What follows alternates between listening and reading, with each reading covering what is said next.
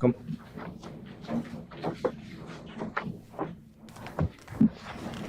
Now, I know I only get 3 minutes, so I wrote it down so I could try to be precise, but this is my first time doing this, so. If you can, state your name and your address for us, please. My name is Lori McLean, and I'm a resident at 5146 Mallet Drive in Port Richey, Florida. First, I'd like to welcome the new council members. As this is my first meeting, too, I hope this starts a great step forward with our community.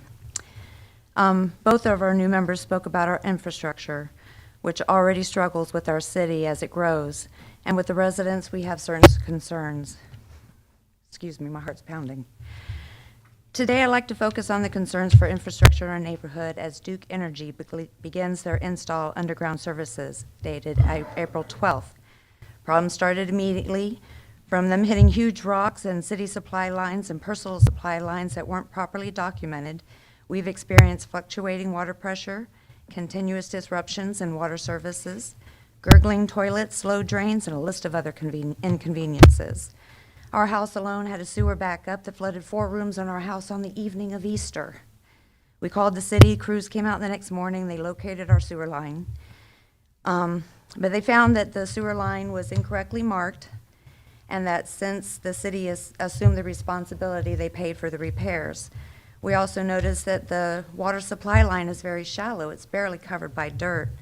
And after I talked to a few neighbors on our street, I learned that our neighborhood switched to from private septic to the city sewer and water services about 40 years ago. And it was up to each resident to run their own lines.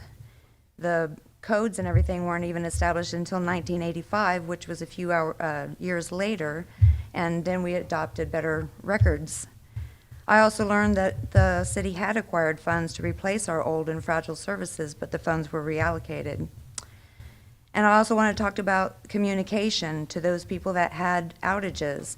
There was no boil water notices or outages mentioned on Mallet Drive on the city website, just issues on those streets associated with the waterfront district's plans. Mrs. Rodriguez, you mentioned our challenges being the water, that it needed to be investigated, and the city may have too broad of a target. I agree with you, that when they focus on certain projects, things get done.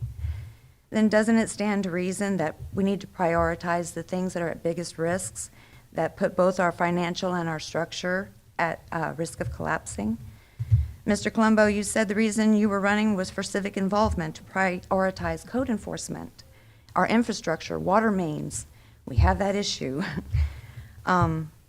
Your goal was to maintain our level of service, improve what we have, and go after grant money for other city projects, and I agree, in that order. You can't build a house on quicksand.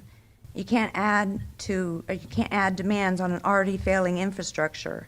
As more and more occurrences happened, and they are bound to, as Duke Energy is still in our neighborhood, these potential damages could bleed our city dry.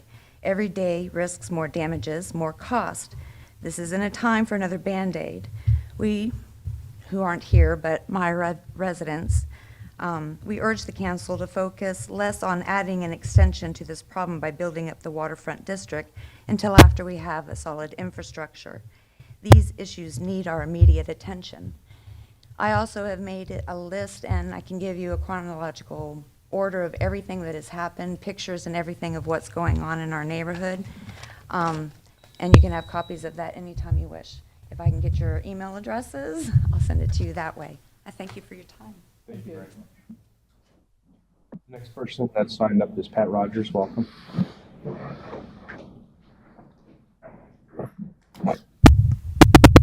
Pat Rogers, 4838 Sunset Boulevard. First order of business, we need to schedule a meeting, a housekeeping meeting for the Board of Adjustments, because we lost our vice chair. He's sitting up there now. And I've talked with Ashley about it, but we need to schedule that. And as I said, it can be any time of the day as far as I can see, as long as everybody's available. And secondly, I got the postcard from Duke Energy that says they're going to run underground. And I'm thinking, oh, goody. Their power pole is back by the back of my house, and it comes from the street back, and it's theirs. There are huge tree roots all the way along there. I don't see how they could put one underground without tearing up everything and killing all the trees. I know you don't have any control over them, but it's just a thought. And Sunset Boulevard, as she said with Mallet, it's fragile there. We already know I've had 4 water leaks on limestone at the house there. And those water lines also are probably, at best, 5 inches below grade. So the water system in that whole neighborhood needs to be completely retrofitted, made safe and legal. Thank you, Ms. Rogers. The next person that signed up is Danny Fields. Welcome. My name's Danny Fields. My address is going to be 8114 Leo Kidd Avenue, and that's in Port Richey here, and zip there is 34668, I believe. So what I want to do is just thank everybody for what we did at the park. We had a great turnout. There was between the people and the police and the fire department and the churches, and went through. There was probably about 450 people to 500 went through. So on that right there, there was different age groups set up. So we had food, fun, and games. Again, the police was there. People got to talk about it afterwards, about how they respect the police, and young kids, like in my group, 5 to 7, talked about how they want to be a police officer and fire department, firemen and women. And see, this is what that's about.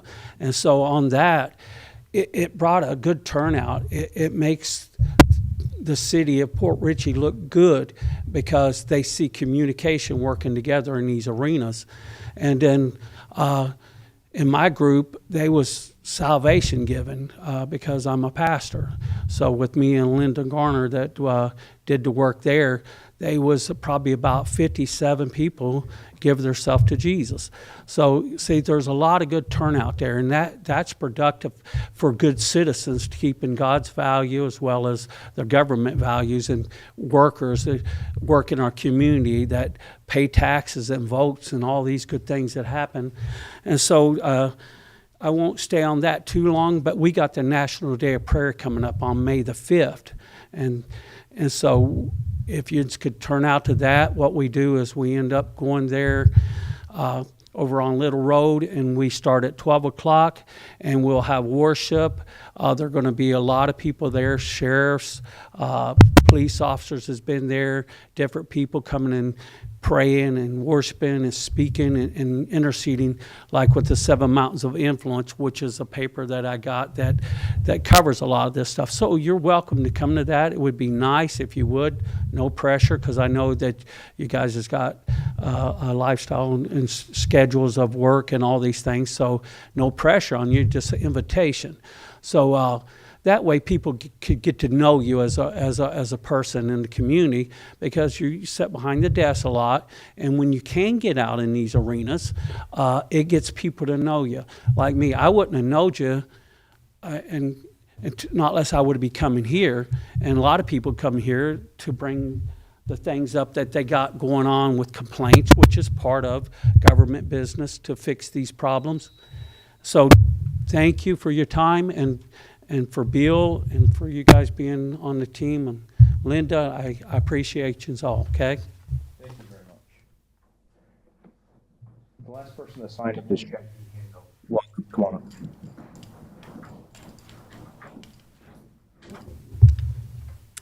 Good evening, everyone. By now, you all know my name and why I'm here. But for the record, my name is Jackie, and I work at 6333 Ridge Road, Port Richey, Florida. I represent the members of the Communication Workers of America that work for the city of Port Richey. As you have heard many times before, the employees I represent make sure the services that you all enjoy as residents continue to function. And yes, they go out to your water main breaks. We keep the city running and enjoy doing so on your behalf. Unfortunately, with inflation, it is becoming increasingly harder to continue to work here and support our households. Many of us have families, but all of us are challenged with making ends meet with salaries that have had little to no change in the last decade. Those of us who have been here that long, and there are still a few, have seen a 0 to 3% salary increase over the years, most years being closer to 0. Yet every year, the cost to live has increased, especially the last couple of years. The challenge is too great for some. 2 CWA members have put in their resignation in the past week to work for another entity with higher wages. These jobs are not hard to find. The local convenience store advertises wages starting at $15 per hour. That's higher than a good percentage of the members that I represent. I am challenged to represent them fairly, negotiate a fair contract, and represent them in a situation of discipline or a violation of the contract as a grievance. This is proving to be difficult. I am attempting to negotiate with the city, but want to make sure it is in compliance with the Sunshine Law. Did you know that negotiations are supposed to be open to the public? I have requested future negotiation dates so the city has time to properly advertise. It is proving to be difficult to communicate with the city about negotiations and the several grievances that are being processed. I am asking you to open up communication. I want to make sure the city continues to provide great services by taking care of the employees who support them. Please show that you support the city as well by doing this. Comply with the Florida Sunshine Law. During negotiations, negotiate fairly by true bargaining style, and communicate to reach a resolve in things that we come together. This is what I ask of the city. Thank you. That's all that I see that signed up, but I did want to open the podium to anyone who would like to speak by show of hands. Seeing no hands, we're going to move on to the next item, and that's going to be comments from our city manager. Welcome, Mr. Duke. Thank you, Mr. Mayor. The emergency purchase that this council approved 2 weeks ago, that project has been completed. Public Works and I went out and looked at it. We've got pictures that, if aren't posted, will be posted soon. It was a big project. The contractor said it was one of the worst he'd seen in 40 years of doing this, and it was a good thing we did it when we did. So appreciate Richie and his team helping out with that, but that one's completed. Richie's going through our inventory of manholes to look for similar, hopefully less emergent situations. The fishing pier core samples have been taken. We're still awaiting the final report from the engineering company. Department budget meetings are ongoing. Met with Public Works today. We've got a couple more department budget meetings scheduled over the next week and a half. Our new code enforcement officer is on the job in training and doing a good job, so we're glad she's out there and learning how to do the job. Liz is doing a good job training her. The legal evaluation of Clark Moody is ongoing. We've got some additional questions to answer, but hopefully we'll have an answer on that soon. The ball's back in our court, being City Hall and city staff, so I appreciate Mr. Matthews working on that. Continue to have fireworks planning sessions. I think we're pretty well set, 90% set as best we can be for still being a couple of months out. But emergency services, public work, and administration have support plans in place. The fire department, the police department are continuing to hone their final plan, but those are underway. We're probably going to take a month off from weekly or bi-weekly planning sessions. About a month out, we'll start those up again. And in June, we'll get the final plan to the council for your review.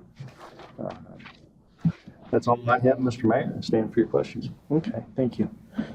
There were a couple things that I wanted to ask you. There's been, in last budget season, we talked about having an engineer to do a CIP plan and relook at our infrastructure. And I know that we had a citizen comment tonight. I've been asking about it for the last 2 years. I think we did budget to have an engineer come out and talk about the infrastructure, figure out what that's going to take to replace over the years, and be able to set our water rates accordingly, because obviously we're going to have to adjust water rates if we're going to improve our infrastructure. Last time I talked to you, I think it was Ayers Engineering that was helping the bid package. Do we have an update on that? I've got, what I received from Ayers wasn't a bid packet, it was a proposal, which is the second one I've received from them. I've also got an email proposal from Stantec and awaiting a proposal from Florida Rural Water. So that's still in process. Internally, we've put together a CIP plan, which is basically a list of projects that staff knows need to be done. Obviously, that would be part of the rate study process, tie those two together. But you'll see this evening part of the CIP plan that staff has put together, so in the works.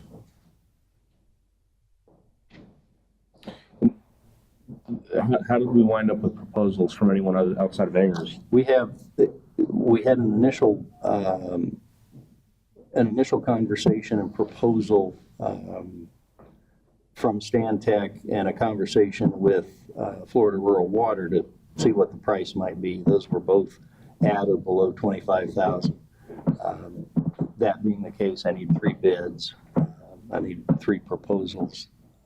If it's over 25, we'd have to put it together as a packet, put it out. And that's kind of what I was anticipating, but with receiving one that was doable, under 25,000, there's the opportunity to do it without putting it together as an official bid.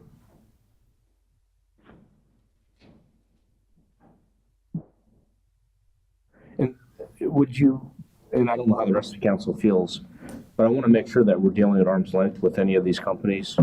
So is it possible, even if it is slightly below 25, to bring it just for the purpose to make sure that none of us have any conflicts with our employers or employment? Of course. Okay. Everyone's on board with that? Okay. And that was the main issue that I wanted to ask you about, because I've noticed some of the same issues with the water lately, and I know a lot of it has to do with Duke Energy. I think I had a notice that tomorrow the power's going to be off at my place from 9 to 2, so it's going to be a hot day in my house. So there's probably a lot of folks that are the same way in our community, but I don't think there's a lot we can do about that as a city. And if I could, Mr. Mayor, we've basically been chasing Duke. We've had a significant number of infrastructure damage. Duke damaging either water or sewer that Public Works has had to stop doing what they're doing and go fix whatever it is that's been damaged. We're keeping track of that. Time, resources, the money we spend on it, and obviously we'll be billing that back to Duke when their project is wrapped up. I know there's been questions about, do we have more water leaks in particular than normal? And so I asked staff to go back and review our numbers. And it looks to me like we're basically setting aside the Duke experience, because that's not normal water leaks. That's somebody poking holes in pipes. Our water leak incidents are about the same as they have been over the past couple of years. The one thing that we are doing differently is making people aware of not only the leak, but the repair process, the guys going out and taking care of it. So there's a lot more visibility on it. People know, through Facebook and through the website when we're going out and fixing a 4-inch or a 12-inch or whatever it is. So the numbers are about the same, but there's a lot more. We're trying to let people know when we're out fixing a pipe that's what we're doing. So Duke's a whole separate set of concerns, and Public Works has been chasing that. And it's my understanding that Duke's agreed to pay or reimburse the city for our work to fix some of the damages that they've created with city water. We will build them. Yeah. Okay. And so we've kept records, yes, so we can do that. That's all I had. I'm going to go over to Vice Mayor. Backing on that particular with Duke, that includes all materials, everything that. Yes. Because that's one of the biggest complaint I've heard in the past week and a half is it seems like there's more damage that Duke is creating than Yep. anything else positive, and I just want to make sure that we're on top of it and we get reimbursed for our time and our own expenses. Yep, yes, sir. Public Works is tracking time, material, travel. We'll send them a full bill. Thank you. My question was centered on Duke Energy, so it's, Okay. Mr. Corbo? Yeah, well, actually, Duke contractors, but, you know, we can send them a bill now. Collecting is, will be the tricky part, but, for the good folks down on Mallet, my house, I've lived in for 17 some years, a couple of blocks away from you, so I have the same water pipe and I'm on the same schedule to get underground, so I feel your pain in advance. I'm sure it's gonna happen. As you can, you know, we're galvanized pipes down there, and they're very, very old. Just like the asbestos concrete pipes on the north side, you haven't even been able to install pipes like that since the 1940s. They're old pipes. It's an issue. So moving forward, absolutely, we have to look at that, and we have to put a priority on that. Other than that, I'm very happy to be up here serving with y'all. It's nice to be back, and I look forward to us accomplishing a lot, and that's it for me for now. Thanks, Bill. Ms. Rodriguez? You said we're chasing Duke. Have they not told us where they're going, what they're doing, and we made a plan ahead of time as to what's going on? Because, for instance, I just got a hang kicker today that want me to call them. Right. So we shouldn't be chasing them, they should be chasing us. Well, let me say that's metaphoric. Okay. By chasing, I mean when they hit a pipe, they call us, Okay. and we go fix it. And we know when they're going, where they're going, and Yeah. we're being proactive in Yeah, trying to tell them where stuff is? Well, absolutely. Locates are part of the process. We can put the blue flags in the ground, but if they drill between the blue flags, they're going to hit a pipe. So yeah, locates are absolutely required, and that's happening. It doesn't always eliminate the possibility that they hit a pipe. So by chasing, I mean they call, we go fix the pipe that they've ruptured. Okay, all right. Thank you. I believe that's all that we have for comments from city management. I'm going to open up comments from myself and from the rest of the council. And I'll start where we left off. Ms. Rodriguez? I don't have anything right now, thank you. I just did that before, so I'm fine. Okay. I had one other thing I was going to add. I think I mentioned it already, but I went to an MPO meeting not too long ago. One of the issues with the MPO meeting is they talked about what projects around the county that they want to do, countywide roads. The golf cart path was pretty far down on the list, and they did it by formula and by using just statistical data and a bunch of other factors. What happened is there were some commissioners that weren't happy the way that the list came out, so they voted to alter the list. And the reason I'm bringing this up is it pertains to us. The golf cart path was pretty far down on the list, and I think it's moved all the way up to number 2 or 3 right now. So the county says that's something that they really want to get done. And I was kind of put on the spot, as well as I think Mr. Murphy from Newport Richey, and they kind of wanted to know where we were. And so I gave my general opinion, which doesn't bind the rest of you guys, but here's what I said. I said we have nothing against the cart path, at least I don't. And it is a nice way to be able to move golf carts across 19 safely between the cities, and it does link the cities. I said, however, for us, it's a cost issue. The overall cost is going to be, I think, around $7 million, and it's a matching grant. So I think it's a little bit higher. But the bottom line is that they want to split several $1 million between the county and the 2 cities. And I told them that I was not all right with that, that's a big part of our budget, and I would never vote to burden our taxpayers with that much money for a golf cart path. So here's what I suggested. My opinion was, is that I felt that it should be proportionate. and that they should take the population of the county, the population of Newport Richey, and the population of our city and divide it out. And if they did that, we would probably be in a better position to do it, cost-wise, to contribute. So that was my opinion, but what I'd like to do is, I know it's gonna come up, and it'll probably come up fairly soon since they moved it towards the top of the list, is I wanted to know if you guys were okay adding it for discussion only to one of our upcoming meetings. I think we should. Absolutely. Based on what you've been told so far, because there's really not a lot for us to work on, is there? Well, there was the feasibility study, which is done, so they have the cost, they have kind of the game plan laid out. Right, And at the end of the day, it's just gonna come down to money. right, right.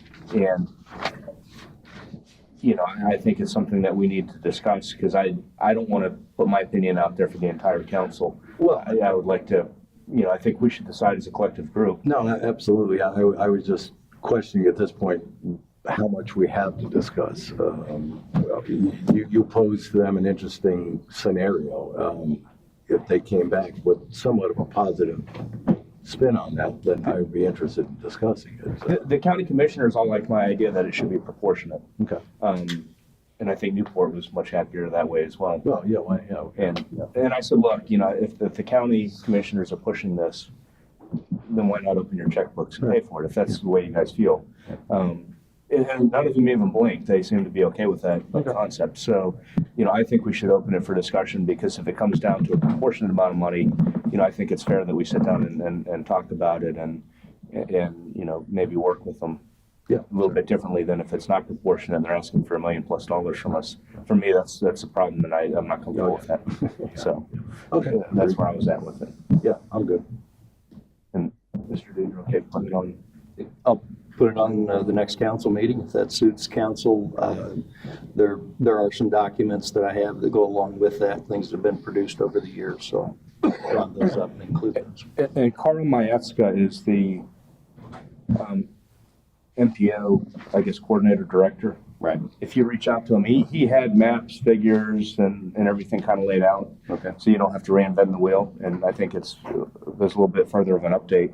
I know there was some property that they needed to do this that was going to have to be eminent domain, but that property just came up for sale. So that's why it was being moved up the list, because they can now obtain some of the property needed to go forward with this project. I'll get with Carl. Okay, thank you.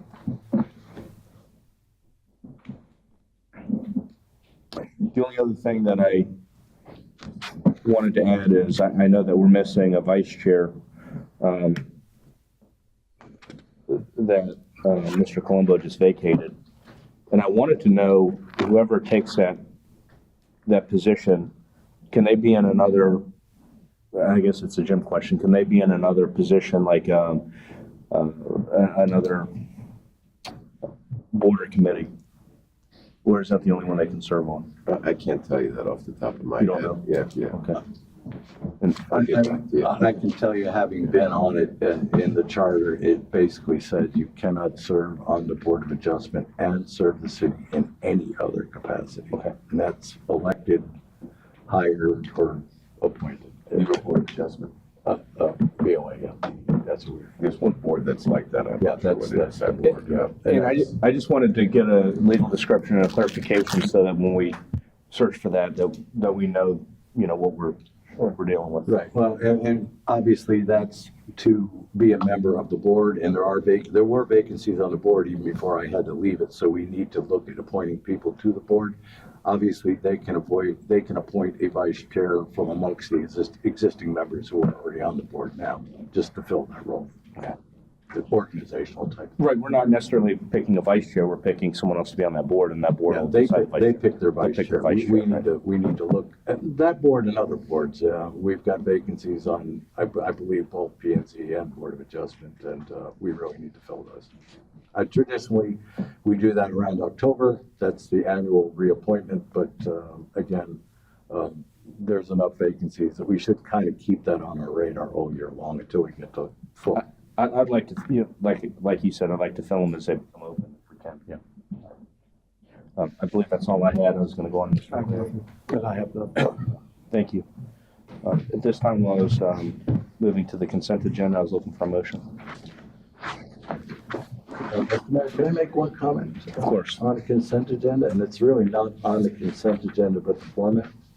Yes. And it's always kind of been a curiosity to me, because we have 2 pages, one says file attachment, the other says consent agenda, and they're identical.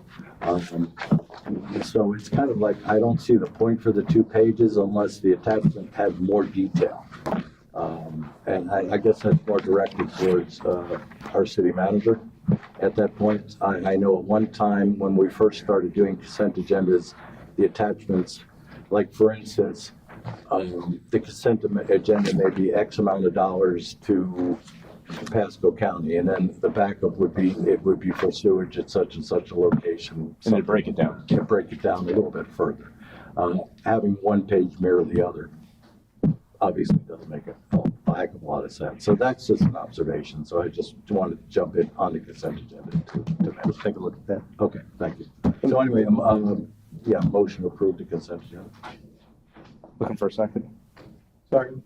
I have a motion and a second. All in favor? Aye. Aye. Any opposed? Motion passes. Going to move on to council business. The first order of business is going to be election of vice mayor. And I wanted to pass this to Mr. Matthew to see How you do that? yes, the process and then which we can do this. There's very little guidance. One thing I do know is you can't make any motions. You can discuss first how you want to go about making the motion and take it from there. So you want a second on the motion? Or does somebody just want to make a motion? I mean, do you want to take all motions first? Do you want to take one motion, vote in it, and do the others? Go ahead. Historically, and again, as you said, it's not spelled out in great detail. A motion was made in a second. You would leave the floor open to see if there was another motion. Usually there was not.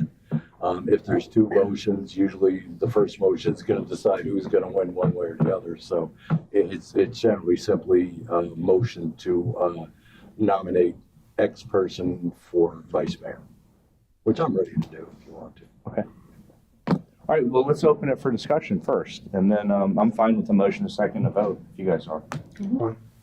Yeah, I'd like to move to nominate Tom Kinsella to stay in the role of vice mayor. Second. All in favor? Aye. Thank you. Yeah, that was easy, wasn't it? I guess this is kind of late, but That's quick. are you, to our great vice mayor, are you willing to serve for another year? We've got to ask you the important question. Can I have a couple months to think about it? I'd be honored. Thank you. He could have voted nay. All right, so that goes fairly quickly. Thank you and congratulations, Vice Mayor. Thank you. All right, so the next one I think may take a little bit longer, and that's going to be, and this is a discussion only item, so we can discuss this and it'll give our finance department and our management a little bit of guidance coming into the budget season, which is why I think we asked collectively to put this on. And this was the FY 2023 budget, and this is a police capital expenditure request. And to go back, just as some of how we got here is I think we asked that each one of the departments put together any big ticket items that they're looking to purchase this year in the upcoming budget together so we can discuss it before the budget process or the budget workshops. So with that, I wanted to pass introduction, and I can pass it either to Mr. Dute or to our police chief, but I wanted to start with Mr. Dute to see what his recommendations were, because I see that we have capital expenditure requests, and I wanted to know what the city management's opinion was on these requests.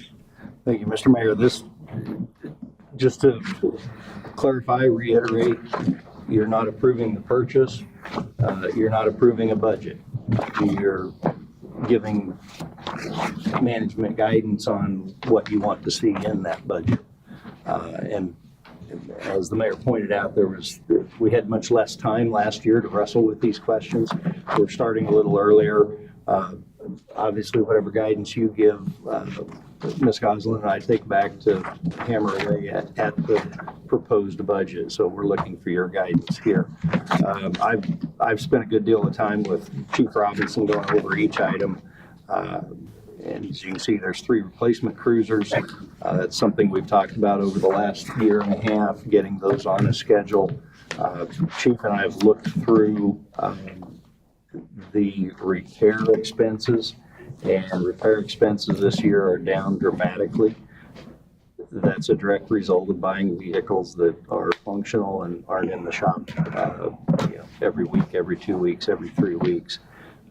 Now, vehicles being crashed or run into is not something you can predict. It doesn't matter whether they're new or old. But so the 3 replacement cruisers is the next step in the schedule, and Chief has a long-term vision for that. As you can see across each of the columns, there's the purchase of vehicles. There's also a mothball process, if you will, to take the oldest vehicles out of service and send them off to the auction.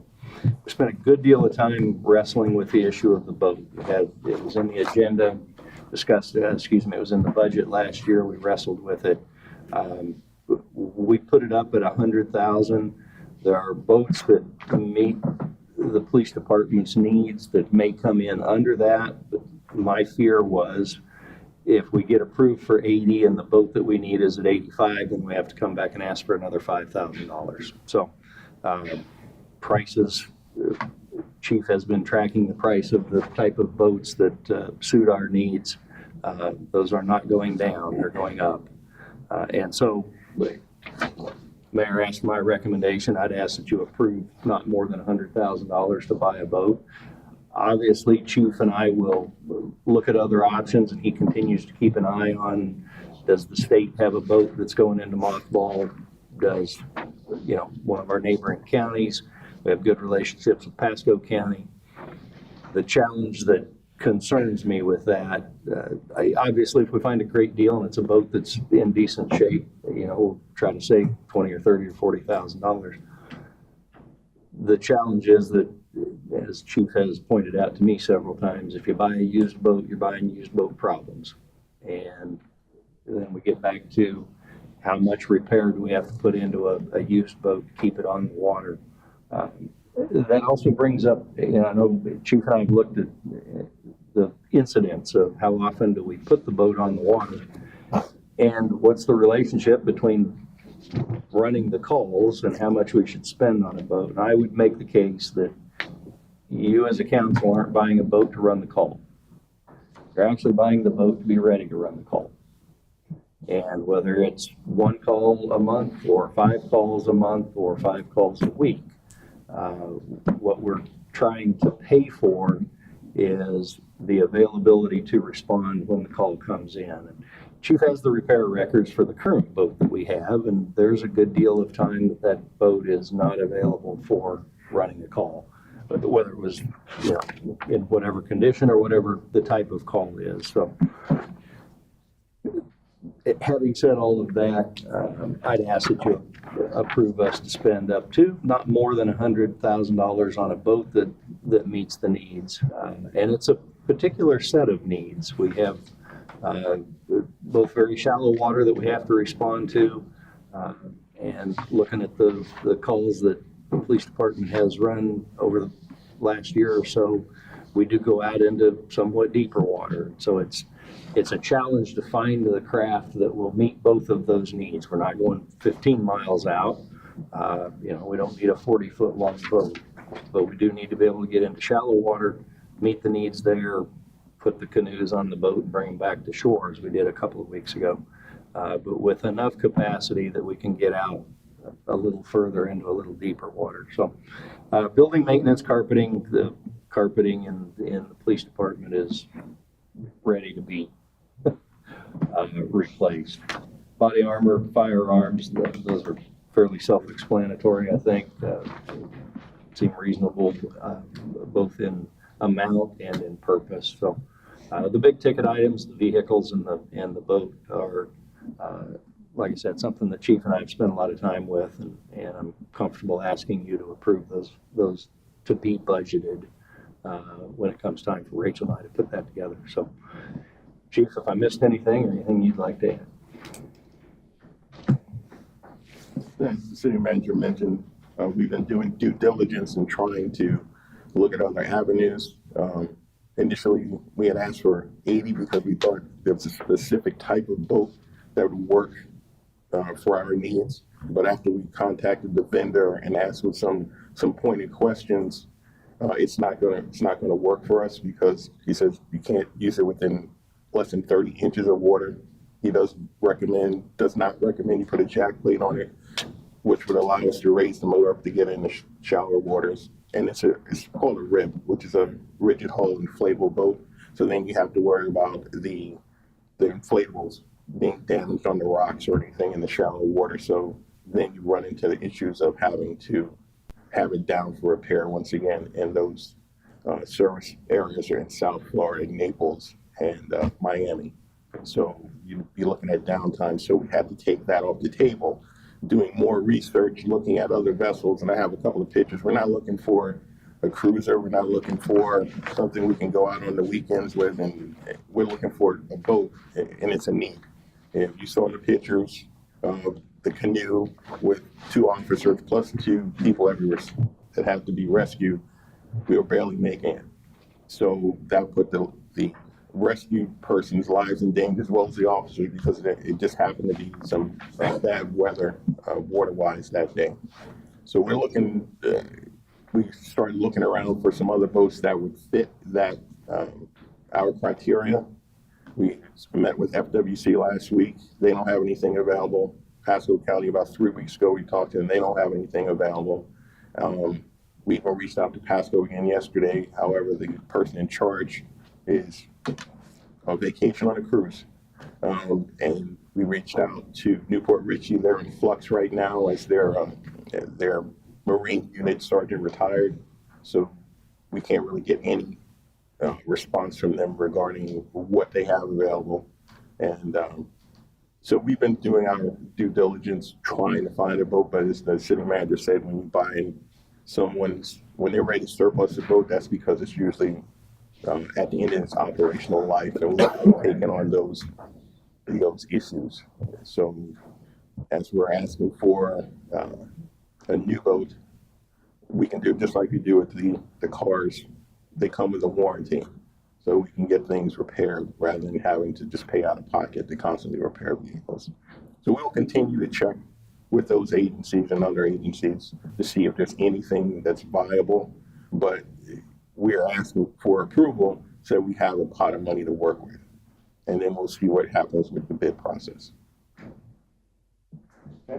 At this time, if I may, I'd like to open it for discussion, and I wanted to kick off the discussion because this is an issue that I was looking at, and my feeling on a boat is, if we first want to talk about the need, we definitely need a boat. The boat we have is antiquated, and it's just getting to the point where it's not safe. The issue that I have is the amount of money in terms of purchasing a boat.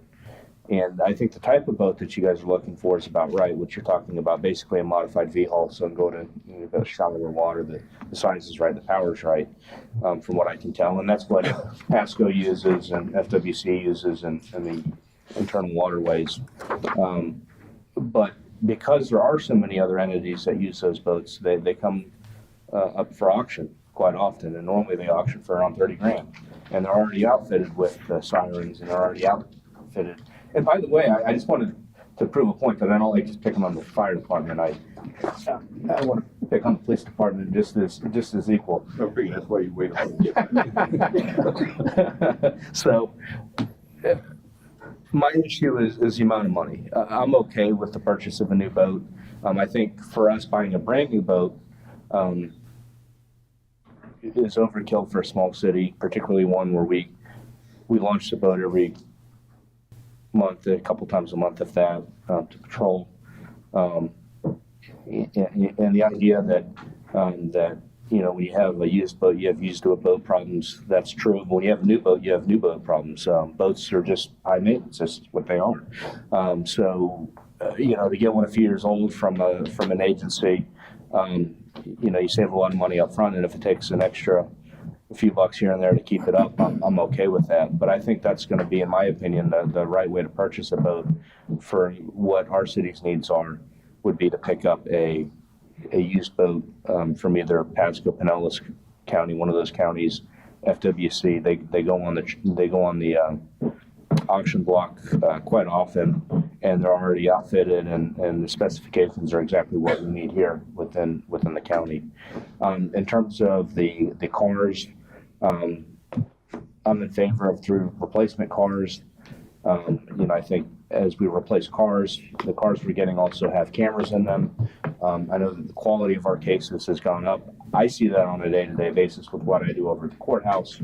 So I know that the state prosecutors over there are very, very happy that their cases are coming in. They're much stronger from the city, and it's given our city and police department some extra credibility. So thank you. I know that you're going to replace the entire fleet over the next couple of years. That'll be complete, and pretty much all our vehicles will have cameras in them, with the exception of your vehicle. And I think I saw our captain driving a vehicle that looked to be 15 years old not too long ago. So hats off that you're replacing them for your guys before you replace them for yourself. I have a lot of respect for the both of you for doing that. That having been said, in my humble opinion, if we were going to spend that much money, I'd rather pay $30 for a boat and have 4 cars.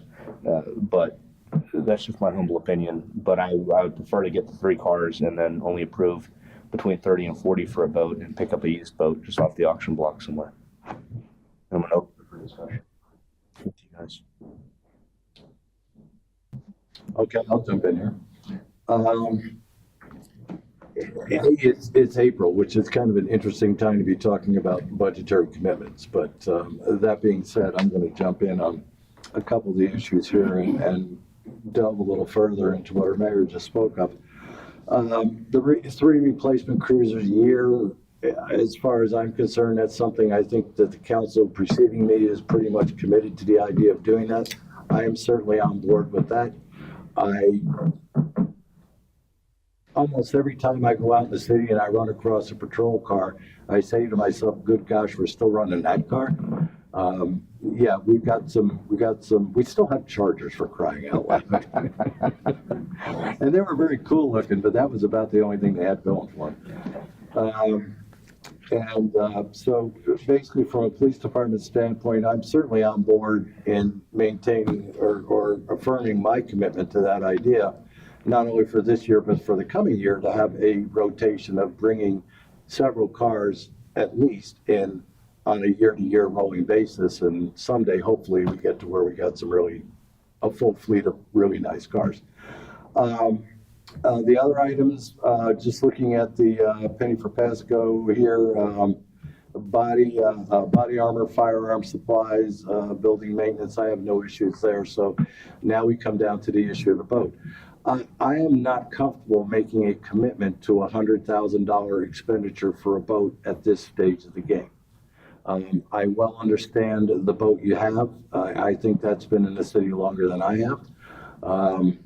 I also kind of look at what kind of waters are in our jurisdiction. There's what we're responsible for. There's what we have been known to do on occasion. Basically, when you look at the city of Port Richey and you look at the waters directly within our jurisdiction, you have dredge canals in the river. And when you get out in the Gulf, you got some really skinny water. So my attitude is I want to see a boat that's a skinny water boat. I go back to way back in the 1980s when I was a commercial fisherman, and when gill netting was legal, I looked at those gillnet boats that they used to run out of Cortez that were tunnel holes. They had, any of you guys remember the gillnet boats? They had a motor actually in the center, and they had a tunnel that went out the back. Those things could run in inches of water. Those things could get anywhere, and more importantly, they could get in and get out. You talked about a jack plate. Jack plate's great if you want to go over skinny water, but if you stop the boat, that jack plate's not going to help you a heck of a lot if you can't get that prop down in the water. So, from the type of boat, I would like to definitely see a focus on a shallow water boat And I don't necessarily think a modified V, yeah, that would get us out, to folks that get in trouble out at the sandbar. And I know we do assist the county and the Freshwater Commission on those calls, but that is actually out of our jurisdiction. So I'm mostly concerned with what it takes to cover what needs to be done in the city. So I think we could jump into that a little deeper. I think that that means there's a lot of things to be looked at, but kind of along with the mayor right now, at this point in the game in April, before we really get into the budget process, we see the actual projected revenues that are coming in. I'm reluctant to make a $100,000 commitment right now. That about covers. Again, every other item on the list, I'm good to go on, but that's the one that basically gives me pause for concern. When you say on the list, you're talking about the police department, because there's other departments that have stuff here. No, I was talking specifically the police department. Okay. And again, generally speaking, next time we talk about Penny for Pasco, I'm assuming, John, the city manager, that we're looking at having discussions on Penny for Pasco with the relevant departments. Again, I look at this list and I see Public Works, they have one F-250 budgeted, and that's it. And I know in past years, basically everything from front of brush trucks to articulated loaders, all the way down to, concrete cut saws have been bought out of Penny for Pasco. So I find it hard to believe, obviously, for going out to 2027, all the Public Works Department is not going to boil down to one F-250 truck. So, we've got discussions with them, and also the fire department. These are all those departments that lean very heavily on Penny for Pasco for the capital equipment. So to look at just one department right now without looking at those other ones, that's something that obviously budget process coming up. And, we could easily have a meeting or two just on the Penny for Pasco budget. I could well see that happening. I think it should. And, we will balance it out at that point. Right. So that's my comment. Thank you. I'm sure. Ms. Rodriguez.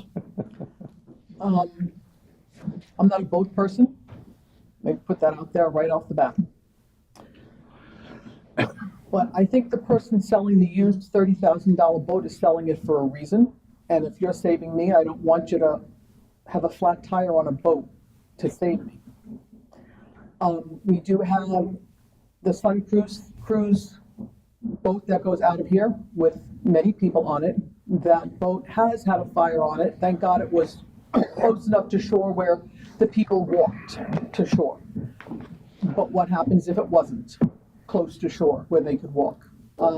We are a waterfront community, and as we've all talked about numerous times, people use Nick's Park for boating all the time. There's a potential for people losing their lives, and I think we need to have a boat that is going to save them. That's our job, is to do that. So I don't want to buy somebody else's problem. So personally, I would be in favor of getting a new boat that meets the requirements of shallow water as well as going out a little bit. But we do have the Sun Cruise. We have to remember that is here. And we have to, that's more than 3 people on that boat. So that's my opinion. Okay, thank you. Welcome. I want to come over to Mr. McCleary. One question I had, and again, I'm speaking specifically to the police, as that is our only topic right now.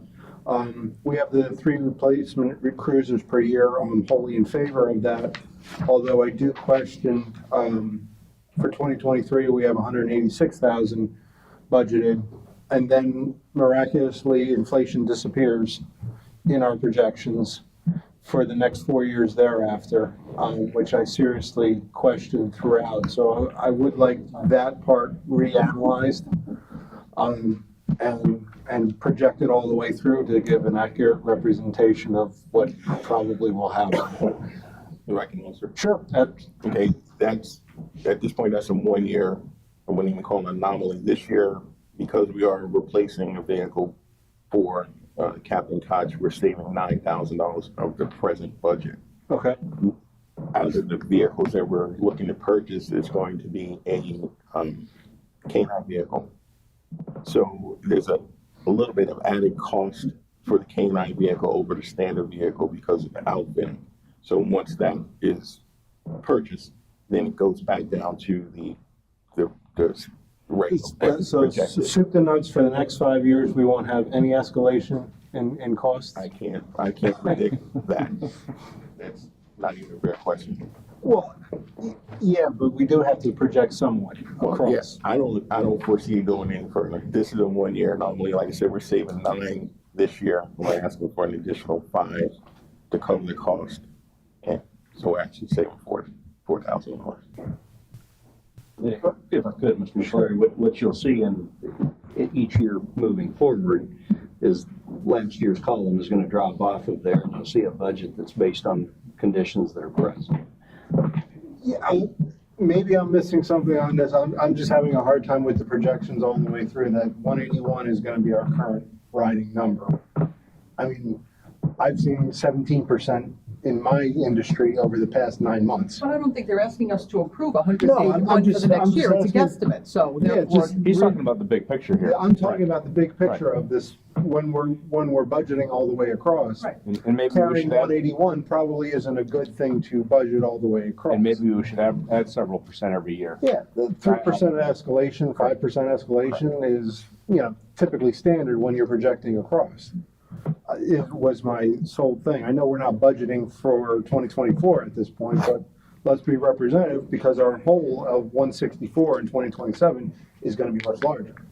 Yeah, and in any budget projection, I mean, you're looking out 5 years, that's essentially just, It's a it's guess. a line item on a budget, It's a guess, right. And obviously, anything beyond this upcoming year is gonna be adjusted after this year. So, I mean, I can understand, factoring in, this is what we're looking at this year, and subsequent years, somewhere around there. You basically just asked the guy if he'd like some more money on a line item, and he actually didn't jump on that. I'm kind of surprised. Okay, I'd fine. be I'll fine back with that, someone but up. I'd rather be a realistic projection I of the agree. 3 I cars agree. all the way But across. Like so I we- said, my basic attitude when I'm looking at 24 and 25 here, it's not something I'm gonna lose any sleep about what we talked about tonight, yeah, essentially. But I understand what you're saying, yeah. I don't know how anybody could possibly budget inflation into anything 6 months out, never mind a year out. So, yeah, who knows what the heck is going I'm on. sure we can do it. Yeah, we can do it, yeah. Getting it right's the hard part. As to the boat, I agree that we should probably have a new boat whenever we do it. Actually, it's kind of a combination of both of yours. We should have a new boat, and it should probably only be within our jurisdictional duties for our city. So to me, that kind of leans more towards a shallow water boat. If the county wants us to worry about outside of our jurisdiction, maybe we can ask them for some money for a nicer boat that can go outside of our jurisdiction. But at this point, our responsibility to our citizens are within our jurisdiction, the jurisdictional waters. So if that is a shallower water boat, then I think we should probably budget and adjust to that. That being said, I also agree that maybe we should not,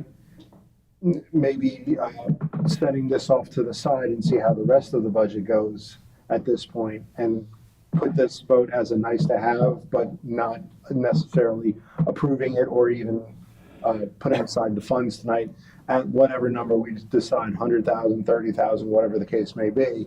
And leave that off to the side and see how the rest of the budget goes, because there's a lot of salary impacts. Again, we've had 7% inflation, not reflected here. That for salaries that may go further and something of that nature. So I'd like to set the boat aside for right now. I have no problems with the rest of the items on the list, and maybe readjust that and toenail that somewhere in the budget. So that is basically my opinion. Okay.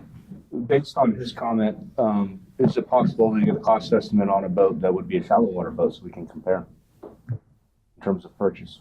Of course. Because my biggest issue is the amount of money we're spending, and if it's less money for a new boat, that's just a different type of boat, that'd probably change my mind. And one more question, what is our annual maintenance cost on the boat currently? we only have $2,000 budgeted for the boat, but just like we do in the department, we try to do whatever we can do ourselves. And so we save quite a bit of money by doing some maintenance, but once it gets beyond our level of expertise, then we have to send it out. So I don't have an exact number for you as far as the budget, but again, when you only have $2,000, you have to work with that. When we go back and maybe readdress this, can you see how much, and I don't need to the penny, but how much did we spend approximately, and maybe even labor hours to an extent, again, estimates. We spent 20 man hours fixing the boat and spent $1,800 last year. I'm giving examples, but that's the way we can break it down so we can actually analyze it. Or tell me, we spent 15 grand last year and 100 man hours trying to fix this boat. That's a big deciding factor as well, as whether we need it for this fiscal year or next fiscal year or where it goes from there. Thanks. And I think there was a commentary real quick, and then I'm going to go to our vice mayor. Either way, Tom, if you want to speak first, but. I totally agree with the replacement of the cruisers. This council agreed to that a number of years ago, and we need to continue moving that direction. Everything else that, as mentioned on here, I have no problem going to the boat. And I know it's going to be hard for y'all to believe I'm saying this, but I do have mixed emotions on purchasing a boat at this time. One thing we need to remember is that in order to have a boat, you have to have that licensed personnel that's qualified for it. I don't know what the retention of our officers have been, especially if we have someone who specializes in this, having that license. If we don't have the proper personnel to operate it, and we have a boat, we've just wasted that money sitting there. So there's more to it than just jumping on and taking it out on the water. There's a lot more to it, especially when it comes to the safety, water rescue, and some of the other items that are involved there. So I agree with Mr. McCleary about putting this aside. Let's take a look at what other items we need with Penny for Pasco. And if we see ourselves in a place that we do have some funds available, I think then be the time that we should discuss it. But again, I just have at this point some mixed feelings, with it like this. But if we just put off to the side, not forget about it, but let's see how we come out with Penny for Pasco. Thank you. Yeah, a couple of things I wanted to add, which actually kind of touches on what both Todd and Tom said. The one other thing I meant to mention, which I did not, was that if we buy a beautiful brand new boat and we hang it up on a set of davits, well, the folks want to see that boat in the water. They don't want to see a pretty boat hanging on davits. There are people in the city that want to see our boat on the water basically all day, every day. And Chief, that's got to be at least 3 FTEs right there. We basically have to hire people to do it at that point. We cannot use existing personnel. So we have to factor that into it. Another thing that I'd bounce around with some people too, and Jim, you probably, this would be a problem for you. I don't know. But basically the concept of, the Cody River, kind of half of it's Newport Richey and half of it's us. And I had toyed around with, is there the possibility of even forming almost like a port authority, where you essentially have an entity and we buy a boat or 2 boats along with ourselves, Newport Richey and the county, and share personnel. And then we can cover basically the whole river and out of ways. I have no idea if that's even a possibility, Jim, to form that sort of, that would be probably. I think it's been brought up before. That would be like a separate legal standing entity. No, you need the state legislature. Yeah, right, yeah, so I'm not sure if it's even doable, but, it's kind of like, if somehow we could just maybe coordinate with Newport Richie where they have this kind of boat and we have that kind of boat. And we can handle this and they can handle that. You do that. And granted, Jim says we do that, so that's a good thing. So those were just a couple of random ideas there, but I just basically really wanted to drive home the point that if we do get a new boat, people are going to want to see that boat in the water a lot. And I wanted to touch on that point. The problem with sharing responsibilities with Newport Richie is they're 7 times our size. Okay, so for them to man it for 3 or 4 days a week is probably less of a problem to them. They have the resources to do that. Sure. My biggest issue with having a boat on the water isn't the boat. It's, like you said, hiring 2 or 3 new people. And that's just not something I believe I don't think that's in our reach. That's it's a recurring expense. And I think the amount of time our boat's on the water is about right. I see it out there about every other weekend. I see it maybe one day out of, From what I understand, more than it had been in the past, yeah. Sure, but it's been seen out there because I'm out there quite a bit, but I don't see it being out there anymore with our personnel, if I'm not mistaken. So unless we want to hire people, you can like you said, put a nice shiny boat on the davits, but having someone to use it is a different issue. And I think that would not be something that would be cost effective or within our wheelhouse to be able to afford. That's why, I'm not opposed to a boat, but the amount of the boat was the biggest concern for me. It's just a lot of money. Can I ask a question? Yes. How many people do we have now that are qualified to run the boat? Yeah, 4. 4 qualified people. They also have to be interested. We can't make people do it. Sure. And they also have to have some level of boating knowledge before we send them out, because there are requirements for the school. Like we sent 2 of them last year.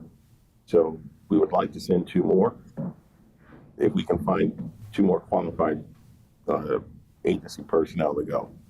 And if that school's not expensive, I would assume that's kind of within our reach. Yeah, it's about $795 per person. Okay. And so we have 4. And is that enough? Do you find that that's enough with the calls we're running right now? It is. We were at full strength, where, again, as I mentioned in one other city council meeting, calls for service are on the road, obviously our priority. Mm-hmm. And then when we have the opportunity, we can send people on the boat. We have one of our reserve officers, whenever he comes in and wearing enough strength, we send him out on the water. So he's one of the 4. Actually, I include him, actually it's 5. Thank you. And the last comment I was going to make is when we have these budgetary discussions, I think one of the things that's important for us to look at, which we don't have in front of us, is an overall scheme in terms of what vehicles we have now, how old they are, and how much we need moving forward is a kind of a global picture. And I was wondering if we can get that as a spreadsheet by department, so when we have these discussions, we can pull the spreadsheet out and look at it to figure out our fire truck's 1 year old, our vac truck is 1 year old, our crane is 1 year old, so on and so forth. Because I know we replaced a lot in the last couple of years. But if we have other big expenditures coming in the next year or 2, I think that's going to factor in to my decision and how we vote on some of these issues this year. Yeah, we have a vehicle inventory. I'll try to turn that into a spreadsheet that gives you some idea of what the anticipated life is, what an anticipated replacement schedule would be. But that list already exists. We'll address it. Okay, I appreciate it. Seems I've seen that before. As far as police cars goes. Yes, we did. For the police cars, it's out there, but for the rest of the city, I don't. Yeah, and absolutely correct. Yeah, I mean, I know that, again, in Public Works, we bought a new brush truck how long ago? A couple of years, maybe? As far as major expenditures go, you're right. It is good to have, especially of the larger equipment out there, have an idea of what we have and have it. What are we looking at in Public Works? What are we looking at in the fire department? What are we looking at in the police department? Absolutely. That's all we had for this one. Does anyone else want to comment before I close this out? This was a discussion item. With that, we're going to move on to old business. Yeah, I'm going to pass this to Mr. Duke, actually for discussion or just an introduction on these items, and then I'll open it for council discussion. Thank you, Mr. Mayor. As you can see, Seaside Property has had permits picked up, liquor license has been submitted to the state. Their property is currently compliant with code. It is not open. I was out there a couple of weeks ago, and it's obvious they're doing a lot of work and getting ready to be in business. I think I've seen on Facebook they're hoping to open up in May sometime. So they are engaged with code and the building official, so we're comfortable with where they are. I already reported on the fishing pier. Samples have been taken. We're waiting for the engineering report back.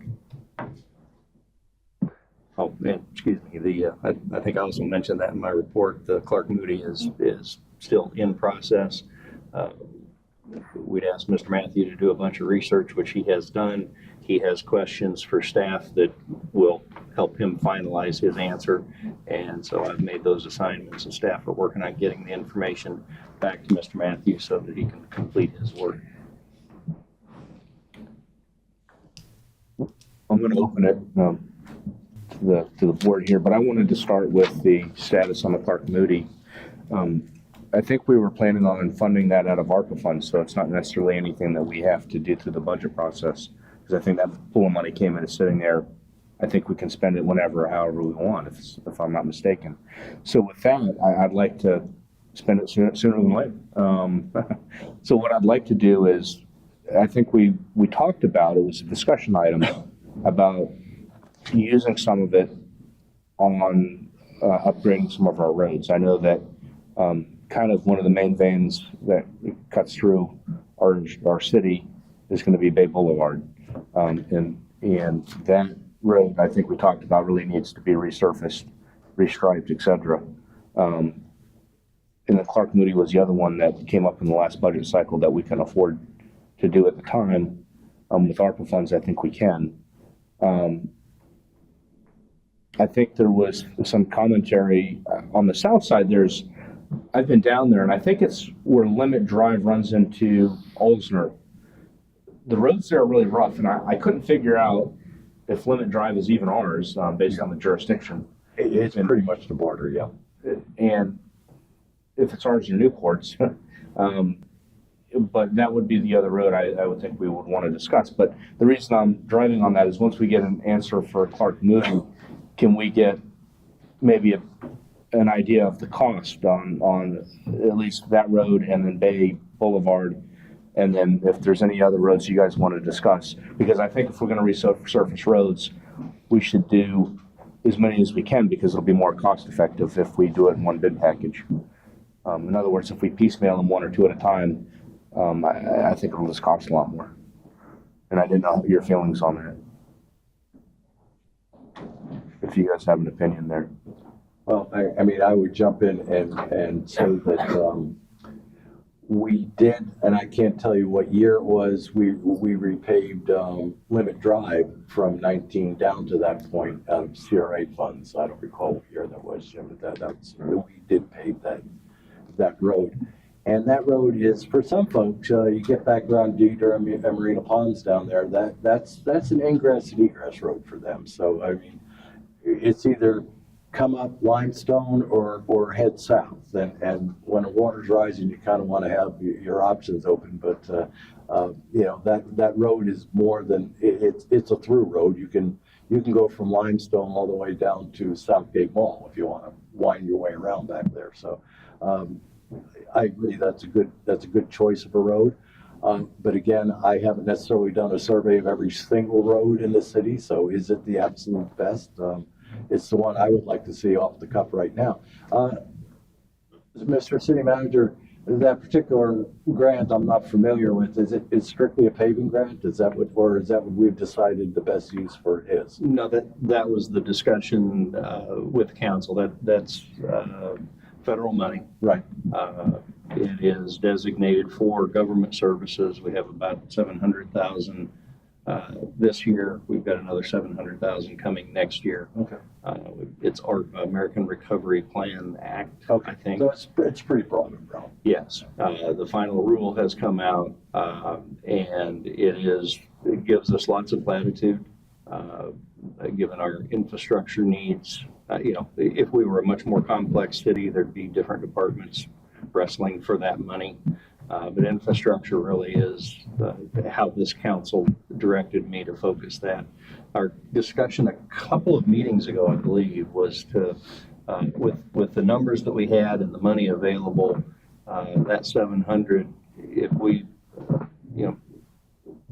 repaved Bay Boulevard and did the work there, plus Clark Moody, that would pretty much cover that 700. And then that brought up the question that Mr. Matthew and city staff are now wrestling with.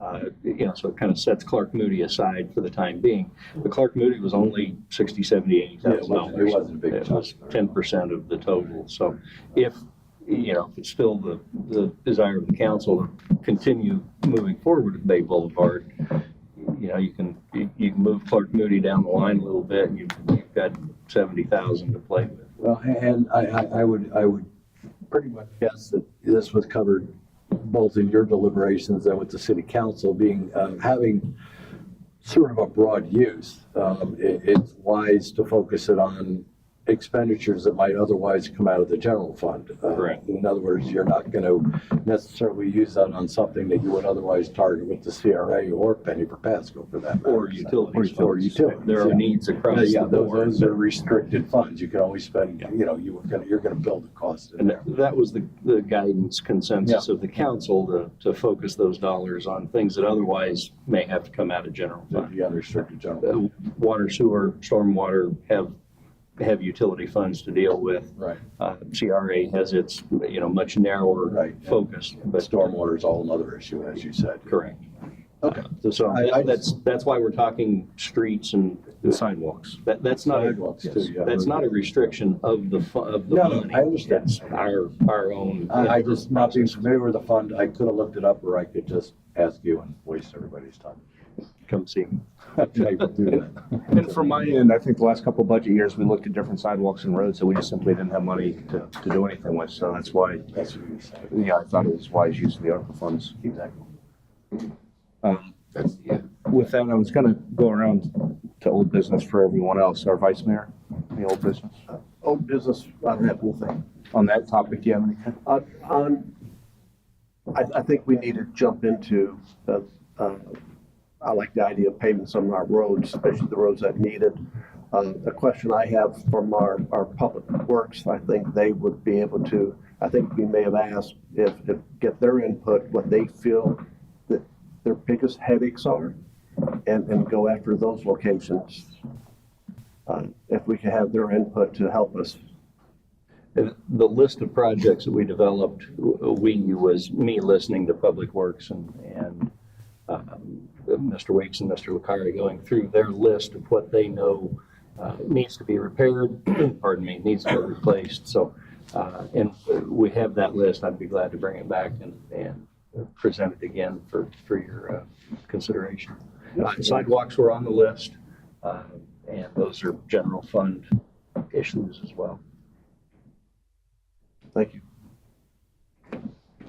I have nothing for old business, and in terms of the Clark Moody item, I agree we should maximize whatever paving we are going to do into one bid package to try and maximize our dollars going forward. I think we did originally with Clark Moody.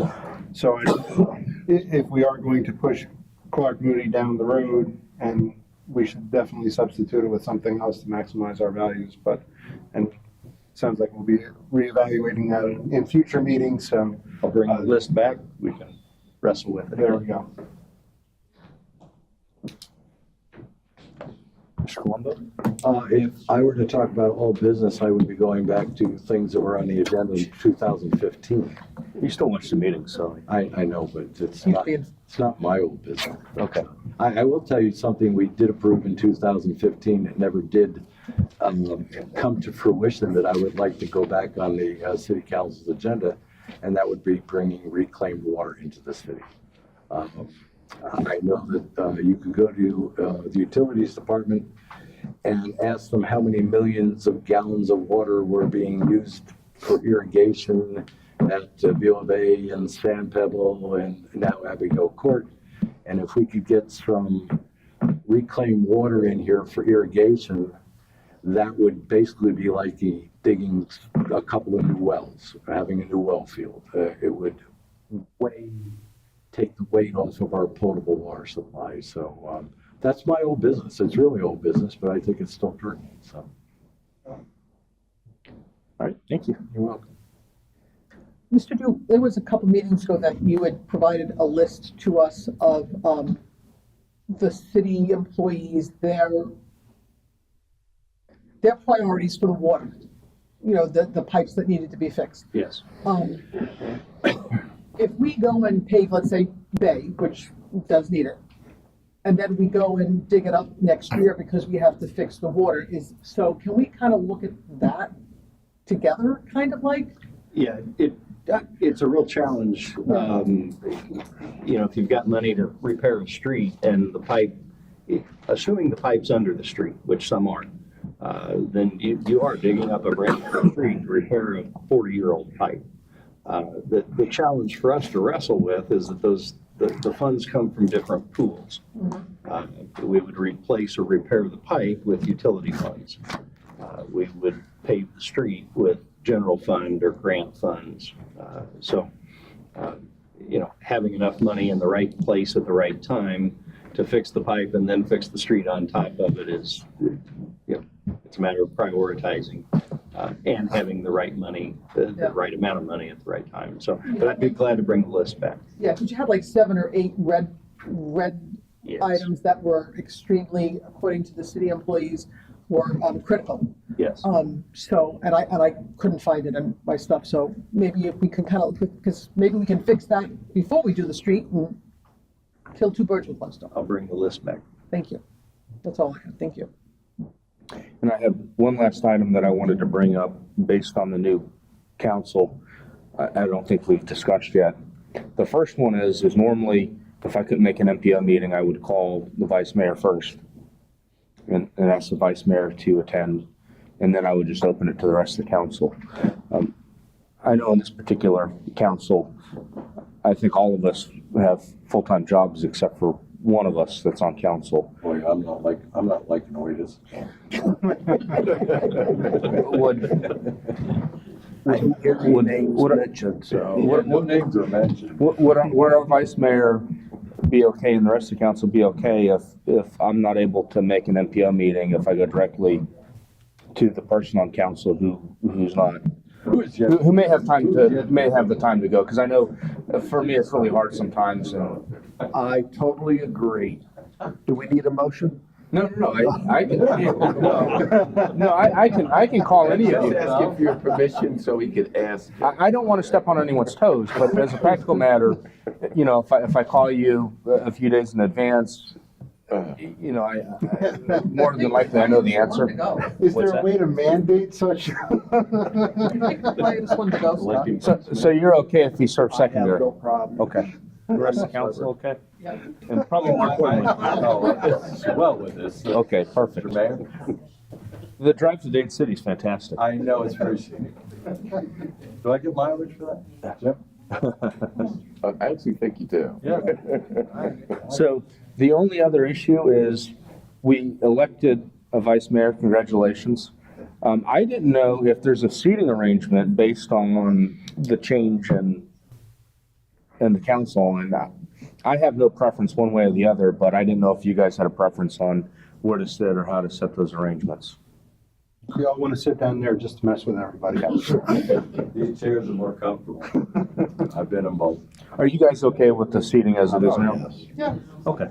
I know that was an issue in the past with council Well, people. once upon a time, yeah, there used to be sort of an order, but I don't know if that was historic or just pertaining to a certain mayor decided he wanted to do it that way one time, going back years ago. So it's like, Okay. yeah, it's whatever works. Because It's up to all of you. I had no preference, but I wanted to make sure that you guys were fine with the seating arrangements. Okay. Well, essentially, you're sitting in the middle chair, so you run the meetings. You can pretty much do whatever you want. I don't want to tell people where to sit. I just wanted to see. No, make sure. thank you. It's up to this council. Right. So that having been said, I think that's all that we have. Looking for motion. Motion to adjourn? Second. All in favor?